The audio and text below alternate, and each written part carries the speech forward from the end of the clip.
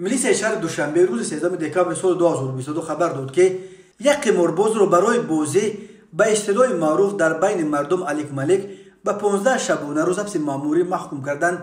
بنا به اطلاع ملیسای شهر دوشنبه، در نتیجه پیشبرد فعالیت‌های خدمتی از جانب کارمندان میلیسیا، شهروند ولی فیروزبک ایدیبکوویچ سال تولد 1987 استقامت کننده شهر دوشنبه کوچه نبیف برای مشغول شدن به قماربازی دستگیر کرده شد. گرچند قبلا نسبت ولی فیروزبک چندین مرتبه برای به قماربازی مشغول شدن چاره‌های تاثیررسانی قانونی اندیشیده شده باشد هم، ولی نامبرده از این عمل مردم فریبانه خود دست نکشیده باز در مکانهای جمع‌شوی آدمان به این عمل ناشایان مشغول شده است.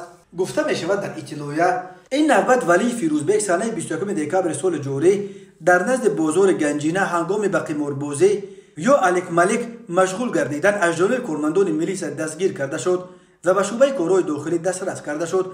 وابسته به حالت مذکور نسبت به ولی فیروزبک پروتکل حقوق ویرانکنی ماموری ترتیب داده شده. در اساس قرار دادگاه لویه فردوسی نسبت به او حبس ماموری به مدت 15 شبانه روز تعیین کرده شد. میلیسیا گفت ولی همچنین جهت من بعد به چنین عمل مردم فریبی مشغول نگردیدن به طور قطعی آگاهانیده شد.